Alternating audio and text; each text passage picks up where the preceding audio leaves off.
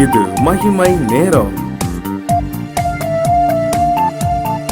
ஆண்டவராகிய இயேசு கிறிஸ்துவின் ஈடு இணையற்ற நாமத்தில் மகிமை டிவி நேயர்களை அன்புடன் வாழ்த்தி வரவேற்கிறேன். இந்த மகிமை நேர நிகழ்ச்சி மூலமாக மீண்டுமாக உங்களை சந்திப்பதில் மிகுந்த சந்தோஷம்.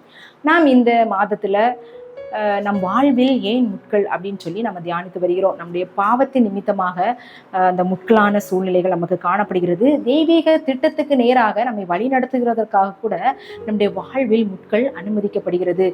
மன நிம்மதியற்ற தனிமையான சூழ்நிலைகளை, ஆவிக்குரிய வளர்ச்சியில சில சமயங்களில் ஏற்படுகிற சோர்வுகளில கூட முட்கள் போன்ற சூழ்நிலைகள், தனிமையான சூழ்நிலைகள்ல ஆண்டவர் நம்மை வழி நடத்துகிறவராகவும் பராமரிக்கிறவராகவும் அடுத்த கட்டத்துக்கு நேராக நம்மை வழி நடத்துகிறவராக இருக்கிறார் அப்படின்னு சொல்லி எலியாவின் வாழ்க்கை மூலமாக நம்ம தியானித்தோம். யோபுவின் வாழ்க்கை மூலமாக அவன் பலவிதமான சோதனைகள்ல அவன் அகப்பட்டான். ஆனாலும் பொறுமை உள்ளவனாக, ஆண்டவரின் மேல அவன் மிகவும் அன்புள்ளவனாக, அவருக்கும் ஆண்டவருக்குள்ள உறவுல நெருக்கம் உள்ளவனாக காணப்பட்டதுனால இரட்டிப்பான ஆசீர்வாதத்தை பெற்றுக்கொண்டான் அப்படின்னு சொல்லி நம்ம தியானித்தோம். இந்த நாள்ல நாம் எஸ்தரை குறித்து நம்ம தியானிக்க போகிறோம். எஸ்தர் யூத ஜனத்தின் அழிவை அவள் என்ன செய்தா? அவள் காப்பதற்காக ஒரு முள் போன்ற ஒரு சூழ்நிலையில அவள் கடந்து சென்றாள். இறுதியாக அவள் வெற்றி பெற்றாள் அப்படின்னு சொல்லி நம்ம பார்க்கிறோம். தேவன் நம்மையும் நம்ம குடும்பத்துக்கு ஒரு ரட்சிப்புக்கு ஏதுவான பாத்திரமா நம்ம அவங்கள வழி நடத்துவதற்கு தான் இந்த பெண்களாகிய நம்ம ஆண்டவர் வைத்திருக்கிறாரு. ஒரு நாளும் நம்ம மறந்து போகக்கூடாது. நம்முடைய குடும்பத்தின் ரட்சிப்புக்காக நம் உக்ரானத்துவம் எடுக்கிறவர்களாக நம்ம காணப்படணும் அப்படின்னு சொல்லி ஆண்டவர் எதிர்பார்க்கிறாரு. நம்ம தேசத்திற்காக அநேகர் என்ன செய்யறாங்க? சுதந்திர போராட்டத்துக்காக போராடுறாங்க. அதுல ஜான்சி ராணி லட்சுமிபாய் அப்படின்ற பெண்ணை குறித்து அதிகமா பேசுறாங்க. அவங்க போராட்டத்துக்காக, அவங்க சுதந்திரத்துக்காக அவங்க உயிரை விட்டாங்க அப்படின்னு சொல்லி பெருமையாக பேசுறாங்க. அதே போல இந்த எஸ்தர் ராஜாத்தி, அவள் ராஜாத்தியாக அங்கு அரண்மனையில் இருக்கிறாள். ஆனா அவளுடைய குலம் எது என்று அறிவிக்கப்படவில்லை. இந்த ஆமான் மூலமாக, ஆமான் செய்த சதியின் நிமித்தமாக யூத ஜனங்களை அழிக்கிறதற்கான ஒரு சட்டம் நிறைவேற்றப்பட்டது. இந்த மொர்தெகாய் ரெட்டொடுத்தி சாம்பல்ல உட்கார்கிறாரு. இந்த செய்தி எஸ்தருக்கு அறிவிக்கப்படுகிறது. எஸ்தருக்கு என்ன செய்வது என்று அறியாத ஒரு சூழ்நிலையில அவ காணப்படுகிறாள். ஏன் அப்படின்னா அந்த நாட்டுல ஒரு கடுமையான சட்டம் இருக்கிறது. யாராவது அழைக்கப்படாம ராஜா கிட்ட போனாரு அப்படின்னா அவங்க அந்த செங்கோல் நீட்டணும். அந்த ராஜா அப்படி நீட்டலை அப்படின்னா அவங்கள கொலை செஞ்சிருவாங்க.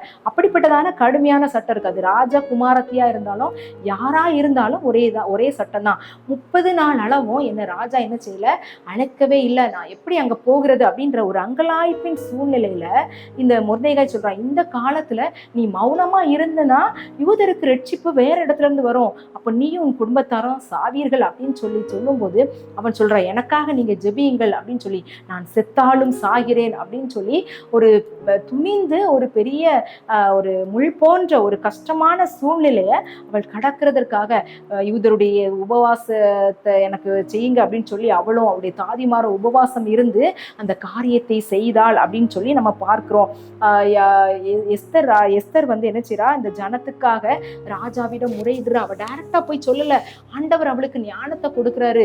அப்படி ஒரு சூழ்நிலை, கடினமான சூழ்நிலை. ஏன்னா ஆமான் ராஜாவிட்ட சொல்லி இந்த யூத ஜனங்களை அழிக்கணும்னு சொல்லியிருக்காரு. அப்போ டைரக்டா போய் சொல்ல முடியாத ஒரு சிச்சுவேஷன்ல விருந்துக்கு அழைத்து அவள் அழகாக அந்த ராஜாவிடத்துல அந்த பிரச்சனை அவ சொல்றா.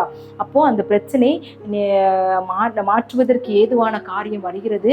யூத ஜனங்களுக்கு கலக்கமாயிருந்த சூழ்நிலை மகிழ்ச்சியாய் மாற்றப்படுகிறது அப்படின்னு சொல்லி நம்ம பார்க்கலாம். இதுல ஒரு மிகப்பெரிய தீர்மானத்தை இந்த எஸ்தர் ராஜாத்தி எடுக்கிறா. இதே போல ஒருவேளை நம்முடைய வாழ்க்கையிலும் சில கடினமான தீர்மானம் எடுக்கக்கூடிய சூழ்நிலை நமக்கு ஒரு முட்களாய் காணப்படும். என்ன தீர்மானம் எடுக்க வேண்டிய நிர்பந்தமான சூழ்நிலையில இருக்கும்போது என்ன தீர்மானம் எடுக்கிறது அப்படின்னு சொல்லி நம்ம கலங்கினவர்களாக நம்ம காணப்படுவோம். நம்ம எடுக்கக்கூடிய தீர்மானம் நம்முடைய எதிர்காலத்தை நிர்ணயிக்கிறதாகவும், நம்முடைய குடும்பத்தை அது அடுத்த கட்டத்துக்கு நேராக கொண்டு செல்லுகிறதற்கான ஒரு முக்கியமான தீர்மானமாய் எடுக்கும்போது நம்ம மிகவும் கலங்கினவர்களாக, என்ன செய்வோம் என்று அங்கலாய்க்கிறவர்களாக, ஒரு முட்களை போன்ற ஒரு அந்த சிச்சுவேஷன்ல நம்ம இருப்போம். ஏன்னா நம்ம தான் தீர்மானம் எடுக்கணும் அப்படின்ற ஒரு சிச்சுவேஷன்ல அந்த எடுத்த தீர்மானம் சரியானதா இருக்கணும், அது நன்மையாக இருக்கணும், அது ஆபத்தாய் முடிந்து விடக்கூடாது அப்படின்னு நம்ம யோசிக்கும் போது என்ன செய்யணும் அப்படின்னா, உபவாசம் இருந்து ஜெபிக்கணும். இந்த எஸ்தர் ராஜாத்தியை போல உபவாசம் இருந்து ஜெபிக்கும் போது நம்முடைய வாழ்வில நம்ம என்ன தீர்மானம் எடுக்க வேண்டும் அப்படின்னு சொல்லி ஆண்டவர் நமக்கு கிருபை பாராட்டுவார். அது அந்த திருப்பங்கள் நன்மைக்கு ஏதுவாய் மாறும் அப்படின்றதுல எந்த விதமான சந்தேகம் இல்லை. இங்க பாத்தீங்க அப்படின்னா, யூத குலத்தை அழிக்கணும், எல்லாரும் கொலை செய்யப்படணும், அது ஒரு மரணத்துக்கு ஏதுவான ஒரு சட்டமாய், அது சதியாய் காணப்படுகிறது.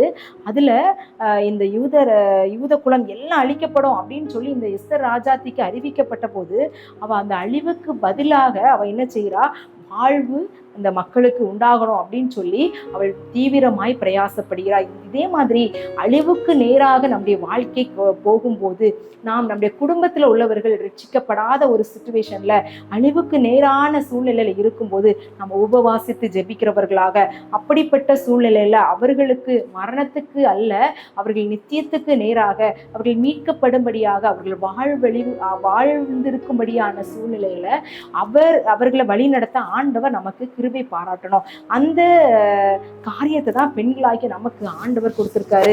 நம்ம குடும்பத்துல நம்முடைய பிள்ளைகளை, நம்முடைய சுற்றுப்புறத்தார், நம்ம சுற்றார்கள் எல்லாரையும் இப்படிப்பட்டதான சூழ்நிலைக்கு நேராக வழி நடத்தணும் அப்படின்னு சொல்லி ஆண்டவர் விரும்புகிறார். ஏன்னா நம் கண்ணீரோடு நம்ம ஜெபிக்கிறோம் நம்முடைய குடும்பத்துக்காக. நம்முடைய கண்ணீரின் ஜெபம் தான் நம்ம குடும்பத்தின் அடித்தளமாய் நமக்கு காணப்படுகிறது. நம்முடைய வீட்டுல, நம்முடைய சபையில, நம்முடைய உறவினர்களுக்குள்ள, நம்முடைய நண்பர்களுக்குள்ள இப்படிப்பட்டதான சூழ்நிலைகள் இருக்கும்போது நம்ம எஸ்தரை போல நம்ம தியாகமாய் வாழுகிறவர்களாக நம்ம காணப்படணும். எஸ்தரை போல தியாகம் உள்ளவளாய் நம்ம வாழணும், நம்ம ஜெபிக்கணும். அவள் யூத குலத்துக்கு மீட்பை கொண்டு வந்தாள் அப்படின்னு சொல்லி பார்க்கிறோம். அதுல அவளுக்கு எடுக்க வேண்டிய தீர்மானம், அவளுக்கு அங்கலாய்க்கான உரிய சிச்சுவேஷன்ல கூட அவள் சரியாக தீர்மானம் எடுத்தாள். அதே போல நம்முடைய வாழ்வில், நம்முடைய குடும்பத்துல சில பிரச்சனைகள், நம்முடைய சில போராட்டங்கள்ல நம்ம அதை எப்படி ஹேண்டில் பண்றது அப்படின்னு சொல்லி நம்ம திணறி கொண்டிருக்கிற சூழ்நிலையில நம்ம ஜெபிக்கிறவர்களாய் காணப்படணும். திணறி கொண்டிருக்கிற சூழ்நிலையில நம்ம கண்ணீர் விட்டு ஆண்டவருடைய பாதத்தை பிடிக்கிறவர்களாய் இருக்கும்போது நிச்சயம் அதுல இருந்து ஒரு மீட்பு ஆண்டவர் நம் மூலமாய் நம் குடும்பத்துக்கு கட்டளையிடுவார். கண்ணீரோடு அநேக நேரங்கள்ல என்ன செய்வோம் அப்படின்னு யோசிக்கிறதை காட்டிலும் ஆண்டவருடைய பாதத்தை பிடித்து, ஆண்டவரே நான் என்ன செய்யணும், என்ன தீர்மானம் எடுக்கணும், எனக்கு இந்த மாற்றம் எப்படி வரணும் அப்படின்னு சொல்லி ஒரு துணிந்து நம்ம செய்யும் போது ஆண்டவர் நமக்காய் செயலாற்ற வல்லவராய் இருக்கிறாரு. அந்த நம்முடைய வாழ்க்கையில ஒரு முட்களான வாழ்க்கையா இருந்தாலும் அந்த ரோஜா பூவை போல நம்ம மலர்ந்து நம் வாசம் வீசுகிறவர்களாக, இந்த எஸ்தரை போல அந்த குடும்பத்துக்காக மாத்திரம் இல்ல, இந்த யூத குலத்தை அவள் ரட்சித்தது போல நம்முடைய குடும்பத்தை மாத்திரமல்ல, நம்முடைய சபையை மாத்திரம் இல்ல, நம்மை சுற்றி வாழுகிறவர்களே ரட்சிப்புக்கு ஏதுவானவர்களாய் வழி நடத்தக்கூடிய வல்லமையை ஆண்டவர் தரணும் அப்படின்னு சொல்லி நம்ம ஜெபிக்கலாம். எங்களை அதிகமாய் நேசிக்கிறீங்களா அன்பின் கர்த்தாவே? ஆண்டவரே, எஸ்தருடைய வாழ்வின் மூலமாக ஆண்டவரே நாங்கள் கற்றுக்கொள்கிறதான காரியம் ஆண்டவரே அழிவுக்கு நேராய் சென்று கொண்டிருக்கிறதான எங்களுடைய குடும்பங்களில் உள்ளவர்கள், ஆண்டவரே எங்கள் திருச்சபையில் உள்ளவர்கள், எங்கள் சமுதாயத்துல உள்ளவர்களுக்காக நாங்கள் திறப்பில உபவாசத்து ஜெபிக்கிறவர்களாகவும், ஆண்டவரே சில காரியங்கள்ல என்ன தீர்மானம் எடுக்கணும் அப்படின்னு சொல்லி குழம்பி இருக்கிறதான சூழ்நிலையில கூட ஆண்டவரே எங்கள் குழப்பத்தை மாற்றி நாங்கள் தெளிவான தீர்மானத்தை எடுத்து அது நன்மைக்கு ஏதுவாய் மாற்றுகிறதற்காகவும் எங்களுக்கு அப்படிப்பட்டதான ஞானத்தையும் வல்லமே தாங்க. இன்னும் அதிகமாய் ஜெபிக்கக்கூடிய ஜெப ஆவியினால் எங்களை நிரப்புங்க, விண்ணப்பத்தின் ஆவினால் நிரப்புங்க. மற்றவர்களுக்காக ஆண்டவரே அழிந்து போகிற ஆத்துமாக்களுக்காக நாங்கள் ஜெபிக்கக்கூடியவர்களாக எங்களை மாற்றுங்க. எங்களை தாழ்த்துகிறோம், பெருமையாக்கிறோம். நீர் பெருக நாங்கள் சிறுக. இயேசுவின் மூலம் ஜெபிக்கிறோம் நல்ல பிதாவே, ஆமென்.